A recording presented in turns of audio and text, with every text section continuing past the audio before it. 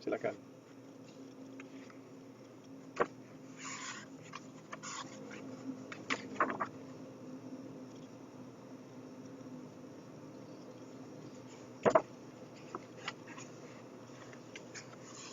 Ya.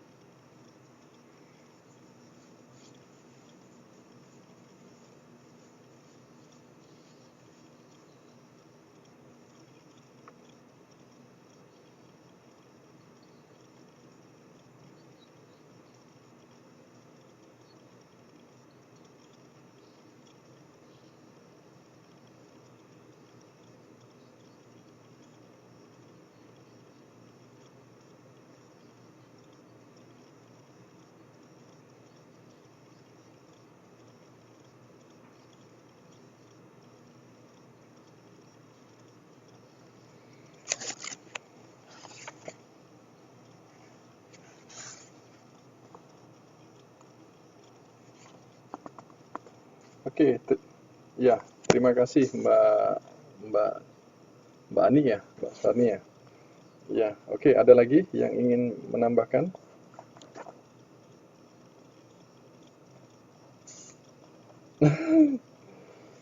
Ambigu, ambigu, ambigu itu kayak gini loh. Pernyataanmu tuh ambigu sekali. Eh, Pernyataan Anda itu ambigu. Itu yang sering kita temukan pernyataan seperti itu. Nggak tahu ya, ambigu.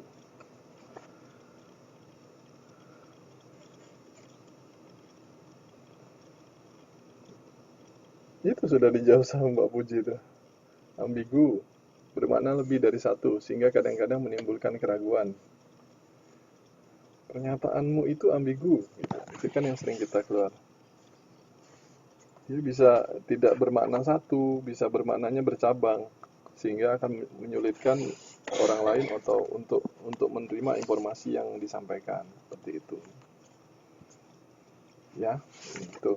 Jadi saya ini aja. Jadi green issue itu merupakan isu yang saat ini sedang kita yang sedang kita gembar-gemborkan, baik itu di negara berkembang maupun di negara yang sudah maju. Jadi ketika berbicara mengenai green itu lebih mengacu pada perilaku ramah lingkungan. Nah, jadi seperti yang saya jelaskan tadi berkaitan dengan tanggung jawab sosial bisnis yang biasa yang pada saat ini sedang banyak perusahaan untuk turut serta andil dalam melakukan yang namanya tanggung jawab sosial terhadap lingkungan. Lingkungan di sini tidak hanya lingkungan sekitar, tetapi juga ada yang namanya masyarakat. Nah, nanti juga teman-teman juga mungkin ada yang pernah dengar dengan istilah yang namanya green bank, di mana green bank itu juga merupakan isu, yaitu usaha perbankan yang makin mempedulikan lingkungan dalam beberapa tahun terakhir ini. Jadi ketika bercerita nanti ada istilah mengenai green marketing, mungkin nanti ada yang namanya green hotel maupun yang lain, itu biasanya tidak jauh-jauh dari peduli terhadap lingkungan. Nah, kita bisa melihat terhot itu, apa itu terhot ya?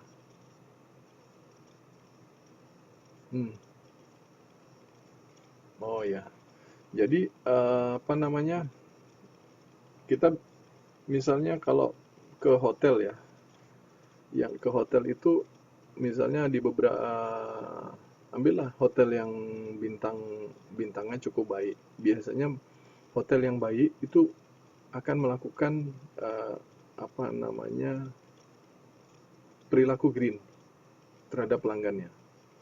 Nah, itu juga isu. Kalau misalnya nanti ada yang ngambil apa namanya, penelitian berkaitan dengan marketing, itu juga cukup unik. Ada namanya perilaku green hotel.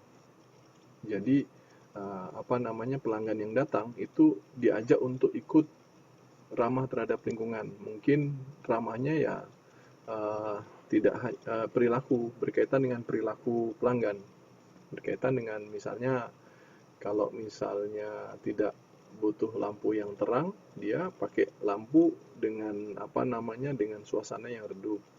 Kalau misalnya habis menggunakan apa namanya, habis menggunakan air, biasanya ya kita akan menggunakan air secara secukupnya. Kita bisa lihat juga bagaimana perilaku masyarakat di Taiwan itu sangat peduli dengan yang namanya lingkungan. Nah, itu ya. Itu penjelasannya, Mbak. Hmm. Nah, jadi topik mengenai apa namanya, CSR ini cukup menjadi apa namanya, topiknya pada saat ini tuh masih hangat. Jadi kalau misalnya teman-teman mau bikin penelitian itu, mungkin saya pikir beberapa tahun ke depan masih masih bisa dilakukan penelitian yang apa ya, yang baik ya, dalam kaitannya dengan perilaku CSR. Apakah itu CSR apa namanya, terhadap lingkungan di sini ataupun uh, di negara kita, seperti itu. Ada lagi?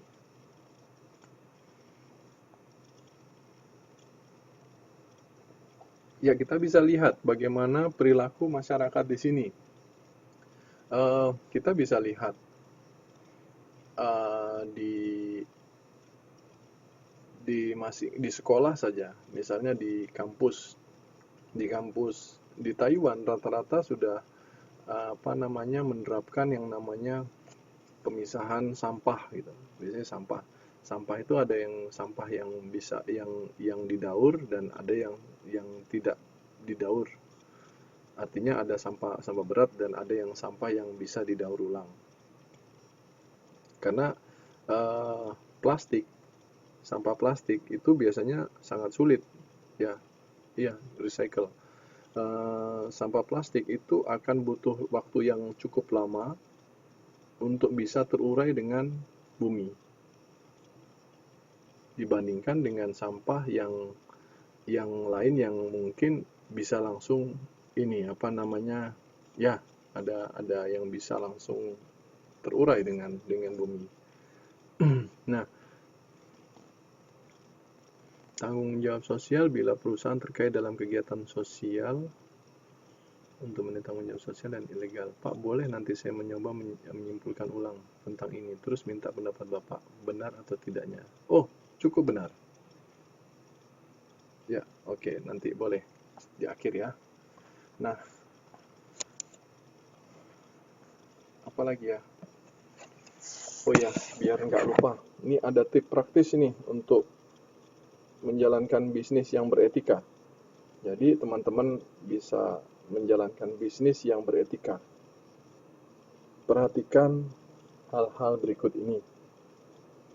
Yang pertama, jangan masuk ke dalam bisnis yang tidak real, apalagi yang menjanjikan kekayaan dalam waktu yang cepat atau instan. Hindari membaca buku-buku yang menjanjikan cara-cara cepat, instan, dan memotong kompas. Nah, money game. Yakinkan dan ucapkan terus dalam diri Anda, dalam diri teman-teman, bahwa teman-teman mampu bekerja keras dan kerja keras selalu berakhir baik. Ya, berbisnislah dengan nilai-nilai kejujuran, keadilan, persamaan, keterbukaan, atau win-win, melayani, dan tanamkan nilai-nilai itu di usaha yang teman-teman bangun. Selanjutnya, jangan tergoda untuk cepat berhasil ya. Ingat, semua ada waktunya. Waktu yang terlalu cepat dipacu dapat berisiko negatif. Kita harus memulai sesuatu, kita bisa memulai sesuatu dari hal yang paling kecil. Yang terakhir, teman-teman bisa merekrut karyawan yang jujur dan jalankan apa yang teman-teman ucapkan. Itu tip praktis untuk menjalankan bisnis yang beretika. Nah, silakan nanti teman-teman, ini kan nanti diupload, nanti bisa teman-teman ingat-ingat apa yang sudah kita diskusikan malam ini. Untuk menjalankan bisnis yang beretika, Pak Nurul pernah cerita ada beberapa hal yang mungkin bisa dilakukan seperti itu ya. Jangan terbuai dengan apa ya, biasanya kan kalau kita orang muda itu kan ingin cepat instan gitu, cepat dapat uang, cepat kaya, terus apa namanya, terus menerus. Mbak Nia, tanggung jawab social responsibility, corporate social responsibility merupakan itu yang saya jelaskan tadi Mbak. Ya benar, mie instan aja nggak langsung makan, tapi ya ada juga yang langsung dimakan. Kalau lapar biasanya dia langsung makan, tapi ya itu tidak baik karena tidak sesuai dengan prosedur. Jadi kadang-kadang kan kita juga terbuai dengan apa ya yang sudah dipromosiin, terlalu ambisi ya, ini terlalu ambisi, terus untuk mencari keuntungan sampai apa namanya menyampingkan etika dalam berbisnis itu sendiri. Ingat, kita butuh proses yang benar. Ketika teman-teman melewati proses yang benar, saya yakin semuanya akan bisa diraih dengan baik. Seperti itu. Saya melihat bahwa di kelas ini banyak yang sudah melakukan usaha ya. Ya, ada yang dalam skala kecil, ada yang skala yang sudah menengah. Nah, mungkin bisa saja ada yang sudah dalam skala besar, cuman tidak terekspos ya, seperti itu.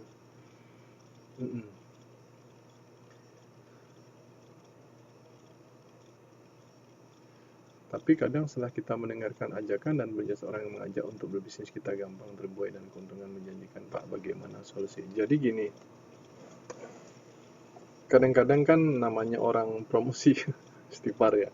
Ya, bisa juga sih. Ya, kadang-kadang kan kalau misalnya MLM ya biasanya, terutama yang MLM itu, kadang-kadang dia seseorang yang bertugas untuk promosi itu dengan segala cara itu melakukan promosi. Dia akan masuk dari cara yang paling baik sampai ke cara yang paling kelihatan buai banget. Jadi caranya untuk menghindari ya kita harus menguatkan diri. Karena kita tahu, ingat, yakin kalau sesuatu yang instan itu biasanya tidak akan lama. Sama kayak seperti yang saudara-saudara lakukan pada saat ini. Bisa aja saya langsung ngasih, oh ini dapat nilai baik, tetapi kan bukan seperti itu. Nanti kalau misalnya langsung tiba-tiba muncul nilainya, tidak ada prosesnya, bagaimana dengan pertanggungjawaban saudara-saudara di masyarakat ketika di masyarakat? Nanti ditanya, misalnya ada yang nanya nih, Mbak Puji, tahu nggak apa yang dimaksud dengan etika bisnis? Sementara nilai etika bisnisnya ada nilai baik. Karena tidak mengikuti proses yang baik, saya yakin Mbak Puji tidak bisa menjelaskan dengan baik. seperti itu. Ketika proses dijalani, maka kita bisa menikmati hasilnya. Seperti itu. Nah, ada lagi?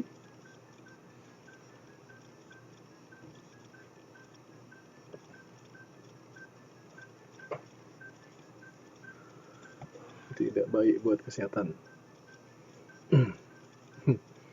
Ya, ya Mbak Khalifatus Salma, apa ini? Ada yang mau disampaikan?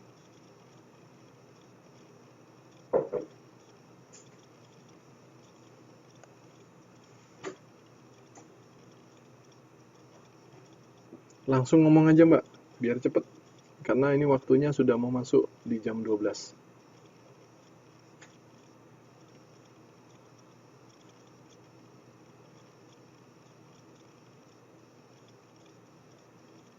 Berkolusi dalam masalah bisnis, itu maksudnya gimana Pak? Ada yang bisa jawab Kak? Coba Mas Sugianto atau Mas Ropi, silakan dibantu. Langsung ngomong aja, biar cepet.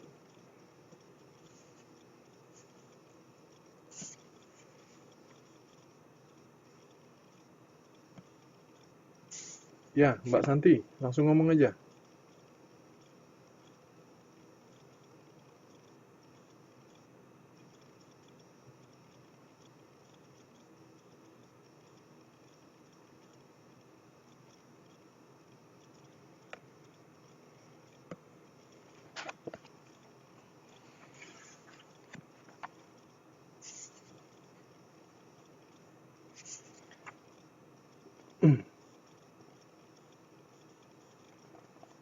Ya, coba Mbak Indri ngasih penjelasan mengenai berkolusi.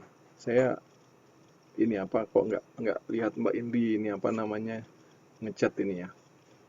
Silakan Mbak Indri, masih adakah Mbak Indri di kelas ini?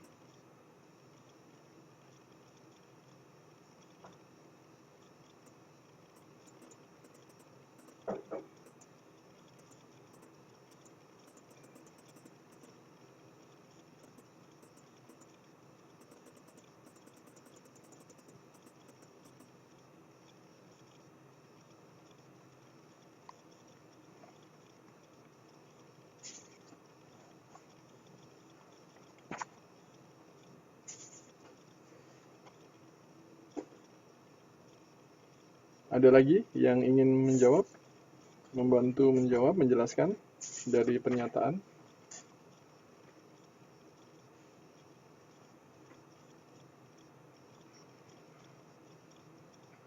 Ya, ada lagi? Sebelum saya jawab sendiri.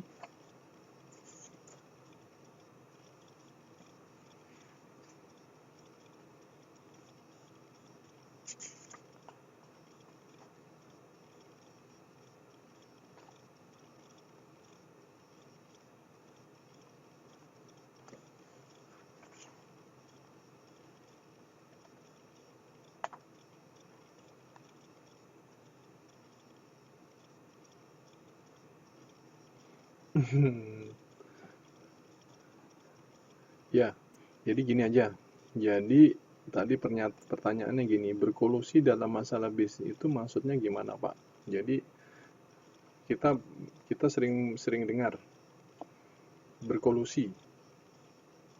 Kolusi itu seperti tadi Mbak Santi, dia melakukan persengkongkolan atau melakukan suatu kegiatan yang apa ya, yang ini apa? Oh, tidak jujur, gratifikasi, kerjasama rahasia. Ya, jadi bersekongkol itu kegiatan melakukan kegiatan kerjasama yang secara hukum itu tidak benar.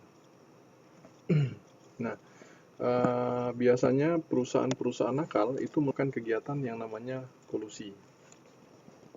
Dia melakukan trik dengan apa namanya kerjasama di bawah meja ya, misalnya gini, istilah di bawah meja itu dia melakukan dia ngasih uang nih pihak antara si A dan si B. Si A ngasih uang ke B dan si B mau untuk untuk meluruskan dari apa yang sudah apa keinginan dari si A. Nah, eh, ya mulanya dari itu, dari kerjasama dulu. Kerjasama ini kerjasama yang tidak benar, namanya berkolusi. Ya seperti itu.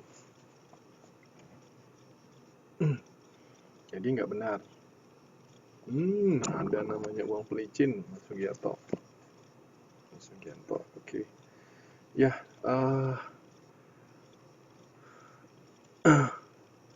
ini dari kelas ini ada 22. Kira-kira siapa ya yang nggak hadir malam ini, Pak Ketua?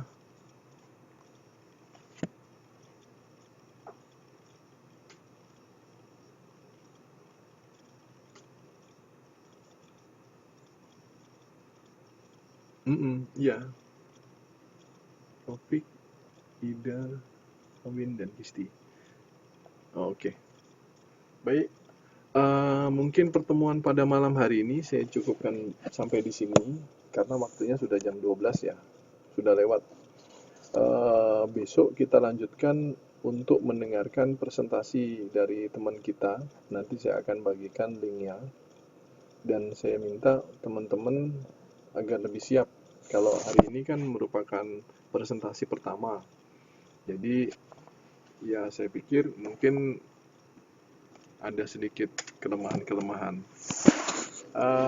Saya harap untuk yang presentasi pada pertemuan berikutnya atau besok itu teman-teman bisa lebih siap. Jadi kita tidak terlalu tidak terlalu menunggu terlalu lama.